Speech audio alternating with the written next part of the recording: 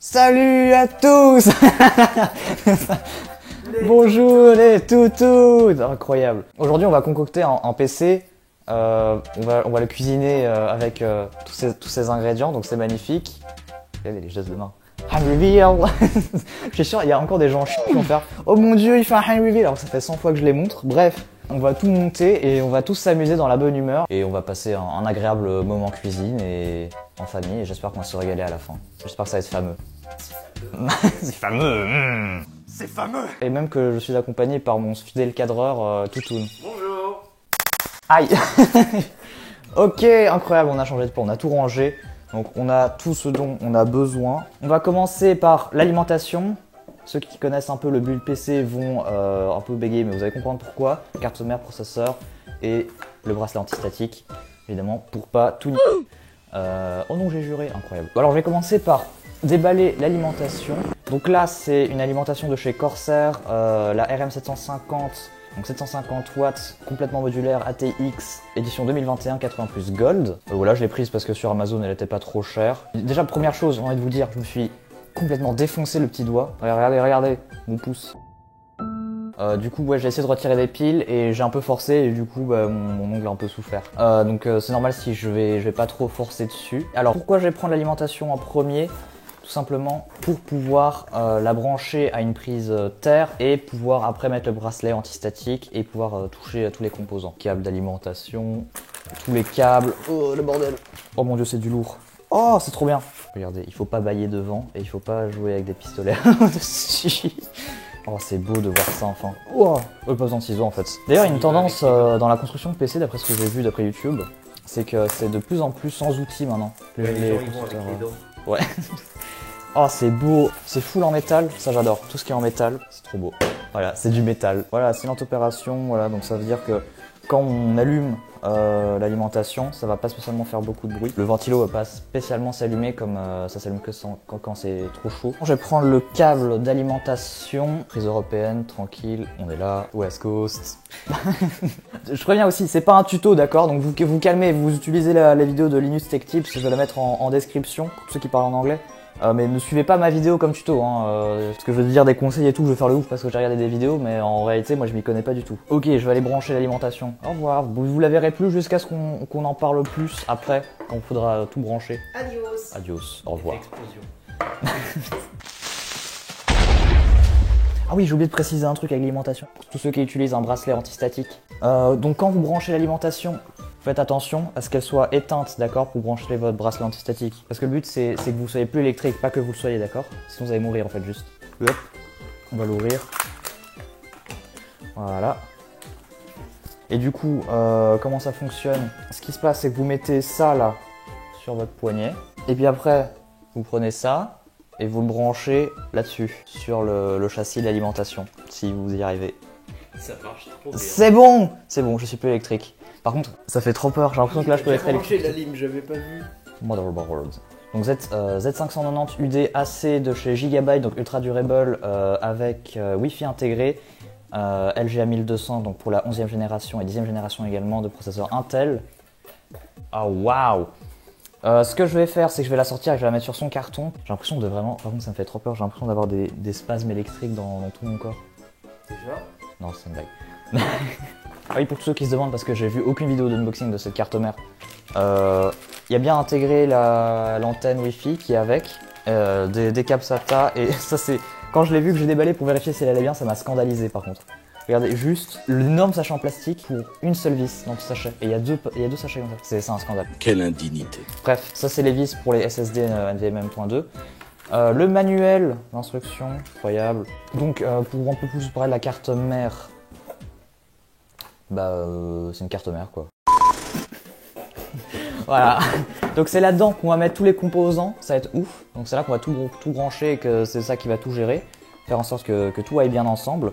C'est comme votre colonne vertébrale. Tes souhaits. Merci. J'ai même un petit bol. Est-ce que tu peux m'apporter le bol qui est là-bas? Bien sûr. Comme ça je vais pouvoir mettre les vis. Pas d'heure, j'allais sur cette carte mère, j'y suis allé au plus light possible. Pas trop cher, mais je voulais surtout moi les fonctionnalités. OMG. J'ai tellement peur de plier des trucs, c'est ouf. Ce qui est cool aussi avec cette carte mère, c'est que la backplate est intégrée. Donc la backplate, c'est ce qui se trouve sur le côté là, qu'on verra après. Du coup, t'as pas besoin de l'oublier, parce que souvent les gens l'oublient.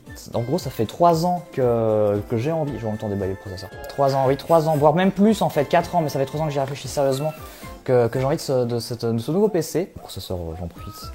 Intel Core i5, 11e génération, 11400F, LGA 1200. Voilà. Donc le F qui dit qu'il n'y a pas de GPU intégré. Du coup, ça fait 3 ans, voire 5 ans, mais ça fait 5 ans que j'ai reçu mon autre PC, que je me dis, allez, en vrai, un jour, j'aimerais bien avoir un PC gamers, en tout cas un PC un peu plus puissant, pour jouer, histoire d'être large pour le streaming, tout ça. Mais voilà, ça fait que 3 ans que j'ai commencé le streaming, donc voilà, on va dire que ça fait vraiment que 3 ans. Et donc je regardais à peu près sur tous les sites. J'ai commencé notamment par Top Achat pour voir un petit peu comment ça fonctionnait. J'ai commencé à suivre plein de vidéastes, Linus Tech Tips, tout ça, Aurélien Sama le sang et bien d'autres pour m'intéresser. Et du coup, je suis devenu un monstre de tech, mais j'en avais pas. Puis après, évidemment, il y a eu toute la pénurie, vous savez, de micro-composants, tout ça, c'était la galère. Et là, les prix ont un peu descendu et je me suis dit, allez, c'est ton jour de chance, mec. Hop. What the fuck! Incroyable, j'ai une version Jeux Olympiques. Regardez. Très connu, tous les gamers sont de grands athlètes. Et là, du coup, j'ai sauté sur l'occasion et je suis super content parce que je vais pouvoir faire des streams et tout sans devoir trop me soucier de la puissance. C'est largement assez pour ce que je vais faire. Ok, là c'est le moment où on se fout dessus. Première étape, il faut mettre le processeur sur la carte mère et c'est là où tu peux tout plier parce que tu peux plier les pins qui sont sur la carte mère. Donc ça c'est génial. Donc ça c'est là où il y a les pins. Je suis dans le mal de ouf. Je rappelle que le processeur il est fin et petit, grand comme ça. Donc un peu badant quoi. Et puis après ça aussi il y a les pins là qui font peur quoi. Voilà, c'est le moment un peu stressant parce qu'il faut surtout pas plier les pins ni trop toucher au processeur. Alors déjà on va retirer le petit levier. Le piège à souris. Ça bouge. C'est tellement badant de ouf. Je vous promets parce qu'en fait déjà le levier il a une petite résistance quand je vais devoir le refermer pour pouvoir refermer le processeur. Voilà, c'est ça qui fait peur. C'est toutes les pins. Regardez, c'est tout petit et ça se plie ultra facilement. Ok, ne pas stresser. Il faut checker le petit triangle pour savoir où mettre le processeur. Je vois pas tout petit triangle. Ah si, le triangle il est là. J'ose pas mettre trop de pression. Tu sais, c'est comme genre quand tu ouvres un sachet de chips et que tu l'ouvres fort, comme ça tu fais clac et tous les chips qui sortent. C'est la même chose. Non, attendez, je vais le faire là parce que j'ai trop peur de ouf. C'est ultra flippant. J'ai l'impression qu'il y a un screamer qui à tout moment va. What the fuck. Ok, il est ouvert. Le triangle, il est en bas à gauche, il est juste là. Le triangle aussi sur la carte mère, il est en bas. Ouais, il est en bas à gauche.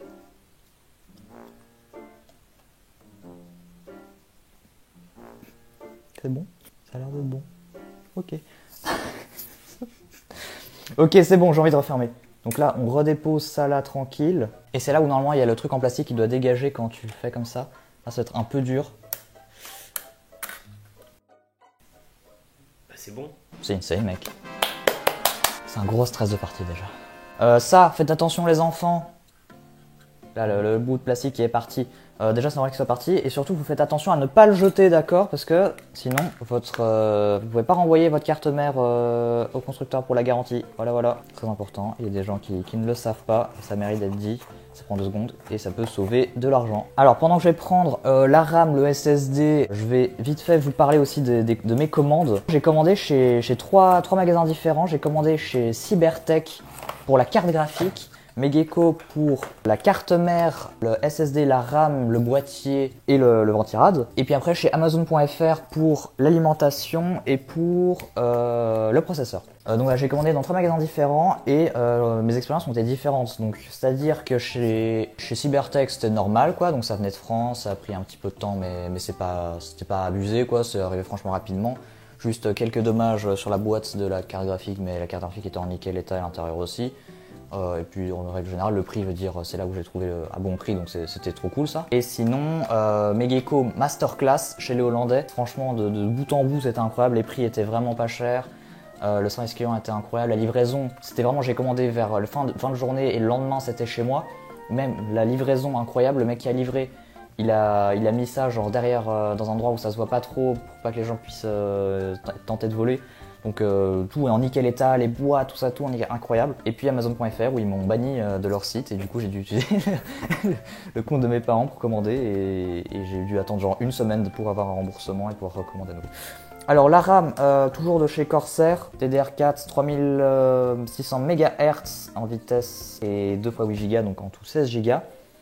Largement assez, le processeur ne supporte que 3200 MHz nativement, mais avec le XMP 2.0 qui permet d'avoir toute la rapidité de la mémoire qu'on a, c'est tranquille quoi. Je rappelle l'XMP qui est quand même de l'overclocking, faites attention. Léger certes, mais tout de même, vous voyez ça dans votre esprit. Du noir, du noir, du noir, et puis Quoi? c'est ouvert. What the bug. Incroyable. Voilà pourquoi j'ai peur. Les deux barrettes sont là. Donc du coup, la RAM, ça va se passer de ce côté-là. Là, ça aussi, ça me fait un peu peur parce qu'il faut un petit peu de force pour mettre apparemment les mémoires RAM. Et je sens que j'ai pas osé, que je vais faire ma mauviette. Il y a des petites instructions qui sont juste là, qui disent où mettre les deux barres mémoire en premier, pour que ça puisse optimiser. Donc c'est sur ce slot-là, il me semble. Parce que là, ils mettent first sur DDR4 A2 et B2. Et là, il faut appuyer fermement et ça fait clic. Ouais! Wouh! C'est satisfaisant en vrai. Je sais pas, ça fait un petit bruit de sable, ça m'inquiète un peu. Ouais! Oh, c'est stylé en vrai, ça prend forme, c'est trop cool. Clap! Oh, celui-là était bien. Ok, la suite. On va passer au SSD NVMe M.2 qui nous vient de chez Samsung, 500 Go, le 980 Pro avec une lecture de 7000 MB par seconde et une écriture de 5000 MB par seconde. Bref, c'est ultra fast. C'est tout ce qu'il me faut, c'est beau, c'est magnifique et apparemment ça a l'air très satisfaisant à monter. Alors, est-ce que tout de suite tu veux bien me passer un petit sachet de vis pour les SSD NVMe? Oui. Tu sais, les scandaleux. Quoi? Les scandaleux. C'est scandaleux. Ouais. Et on va dévisser ce petit dissipateur thermique. Ok, c'est bon. On enlève doucement ceci. Cutter. Moteur! Moteur. Moteur! Allez, moteur! Allez, moteur! Moteur! Moteur! Moteur! Moteur! J'ai l'impression de déballer un iPhone, c'est ouf. Oh waouh, oh, c'est tout petit par contre. Oh, c'est minuscule, c'est trop mignon. Et donc on va le mettre juste ici. Oh, mais il cadre si bien. Et là, il faut le glisser normalement. Oh! Ça marche! Comme ça? Ouais. Et là, c'est bon. Je sais pas, j'ai l'impression que c'était facile en fait. J'ai l'impression sur la vidéo que ça se plie, mais ça se plie pas du tout. Ça se dépose. Ah, voilà, c'est bon, c'était pas dedans. Regardez, si ça se plie en fait. Donc là, ça remonte, c'est bon. Ne glisse pas trop non plus, pas trop de force, voilà, parfait. Ok, bref, c'est la notice. On s'en fout de la notice parce qu'on est des pros. C'est trop drôle comme tu me suis partout. Oui. Ça veut dire que si je fais comme ça, tu vas me suivre. Quoi? Wow, wow, ah. Trop vite. Et maintenant, on va remettre le dissipateur thermique. Donc voilà, c'est juste pour un peu refroidir. Attends, ils sont où déjà? Il va se mettre dessus en fait, même s'il y a du papier, ça fonctionne quand même. Donc on enlève ici le plastique. Oh, c'est satisfaisant. Et ça se met juste au-dessus en fait, ça se glisse. Je tremble là. La languette, on la met là. On ne touche pas au plastique. Et puis après on revisse par-dessus. Bah, c'est déjà vissé? Ok, c'est un peu greffé ici. C'est en métal, voilà, ça dissipe la chaleur. Ouais. Ok, on a fait le plus simple. Maintenant, je vais prendre la boîte du Ventirad. Donc on va mettre la carte mère sur le côté pour l'instant. On te revoit juste après. Pure Rock 2 de chez Be Quiet. Black, 150 watts de TDP, donc c'est-à-dire que ça peut refroidir jusqu'à 150 watts de chaleur. Voilà, je voulais un truc à peu près efficace, mais surtout très silencieux. Be Quiet est réputé pour son silence et sa qualité allemande. D'où le nom. Et oui.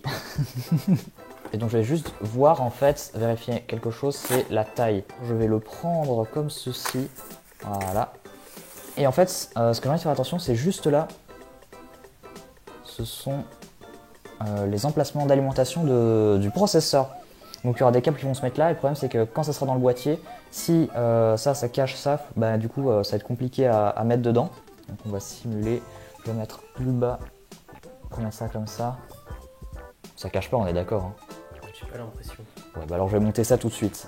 Alors ça c'est le moment par contre le plus c'est ultra compliqué à monter les Ventirad. Et pour la première fois je vais sortir le manuel. Emmanuel qui va tout m'expliquer comment faire. Oh mon dieu.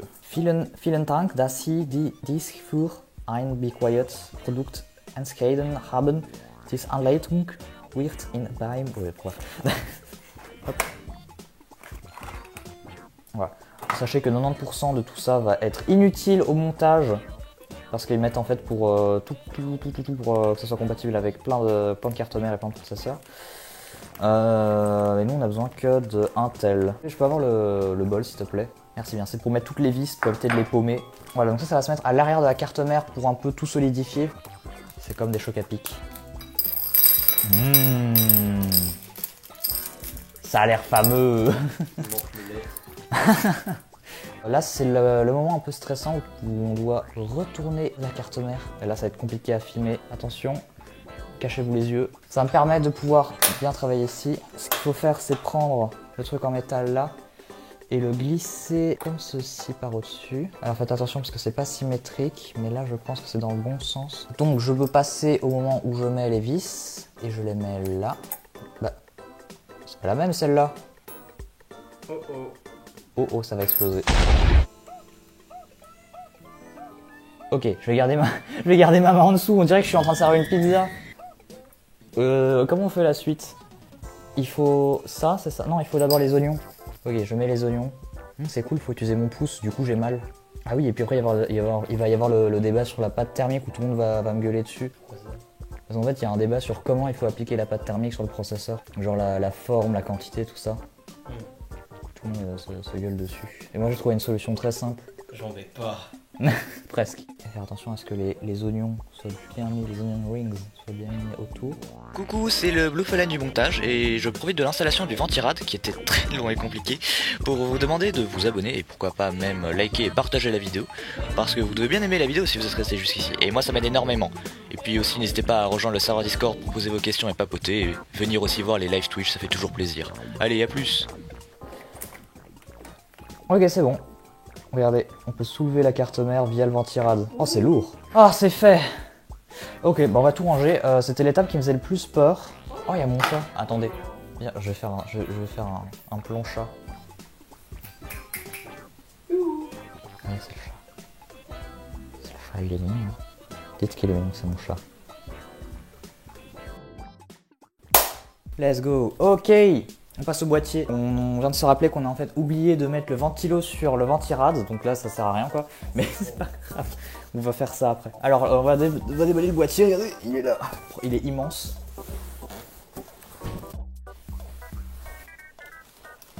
Merci. Oh, wow. Regardez, c'est trop beau. Magnifique. Donc ça c'est aimanté. Le petit truc jaune là, c'est tout mignon. Donc ça c'est à l'avant, voilà. L'avant aussi est stylé. Ça peut se retirer facilement d'ailleurs. Hop. Ça se déclipse très facilement. Donc comme ça on voit le ventilo. Il n'y en a que deux malheureusement inclus. J'en achèterai peut-être plus tard. Oh waouh. En fait c'est grand le ventilo. Je pensais pas que ça être aussi grand. Ok, ça tourne, c'est rigolo. Et je vais enlever la vitre. Vous puissiez voir l'intérieur. Pour dévisser, c'est des vis à main. Ça c'est trop cool. Ah oui, il y a aussi ça, regardez. Pour l'alimentation. Il y a ça là qui se détache et ça se reglisse. Ça, hop. Et voilà, comme ça vous pouvez nettoyer quand vous voulez. Donc pour enlever la vitre, il faut dévisser à la main. Et alors ça s'enlève. Ça s'enlève comment? Ah oui, regardez, en fait, c'est des languettes, c'est incroyable. Tu tires la languette. Voilà. Oh. Et voilà. Ce qui est cool, c'est qu'on va avoir énormément de place pour travailler dedans, ça c'est trop cool, ça va être pratique. C'est compatible ATX, micro ATX, ITX et EATX, donc on peut vraiment faire tout ce qu'on veut dedans. On va enlever à l'arrière les languettes. Voilà. Tadam! Et comme ça on peut voir tout les câbles management. Hop, je vais faire comme ça vous pouvez bien voir. Place pour les SSD, tout ça, là c'est les câbles à l'avant. Et en fait ce que j'en ai besoin c'est ce petit truc en carton là, un peu pincé il me semble, ouais voilà. C'est pas du tout un disque dur, c'est les vis. Et sans les vis, bah tu fais comment? Bah tu fais pas en fait. Et on y va franchement, on y va franco, comme le général, c'est aligné. Parfait! Ouh!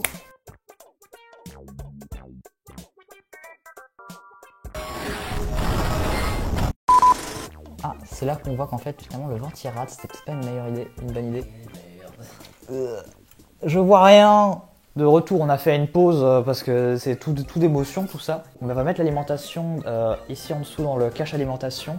On va brancher le ventilateur qui est censé être sur le Ventirad. Et puis on va faire tous les branchements et ça on va sûrement faire un timelapse parce que c'est... Alors ce qui nous intéresse c'est ce compartiment là. Et là on va glisser l'alimentation. Donc je vais retirer le bracelet antistatique et je vais glisser... Oula, j'ai failli la mettre dans le mauvais sens. Le ventilo vers le bas. Hop. Ouais. Mais dis-moi, Blue, Oui. pourquoi la lime est à l'envers? Eh oui. C'est parce que comme ça prend l'air depuis en dessous, comme ça fait whoosh, et puis après, ça ressort par la grille là. Mais Parce que sinon, si l'air il sort depuis au-dessus, depuis ici, si ça fait comme ça, que ça ressort comme ça, et ben ça va pas aller. Parce que ça veut dire que l'alimentation va prendre de l'air chaud pour se refroidir, ça n'a aucun sens. C'est prouvé scientifiquement. Oh, mais c'est super malin. Eh oui. La fatigue commence à se faire sentir, hein, parce que là ça commence à faire un peu longtemps qu'on a commencé à tourner. Hop, les 4 petites vis qu'on va venir visser aux 4 coins de l'alimentation. Donc attention à ce que ce soit bien aligné. Ok, je pense que là c'est bon. C'est bizarre en fait parce que c'est pas aligné là où tu penserais que ce sera aligné, genre là il y a rien. Par contre, il y a une vis qui est là, et l'autre là, et l'autre là, et l'autre là. Genre c'est un peu random, c'est rigolo. Solidement installé. Oh, on peut revenir à l'arrière. Je vais commencer par ça. Ah non, pardon, excusez-moi, j'avais oublié complètement. J'avais dit que je faisais d'abord une chose. Le ventilateur qui est juste là. Le ventilo Qu'est-ce qui est tombé? en centre. Quoi? C'est bon, il est là. Oh, l'énergie qui s'évapore, t'as vu? Il y a un truc qui est tombé, on a fait. Ah, un truc qui est tombé. En gros, les cintres, ils s'attachent comme ça. On met plus ou moins là où on veut le placer. Et voilà. Il y a un truc que j'ai oublié. Attends, il faut le mettre. Ah, mais oui, il faut le mettre dessus, je suis bête.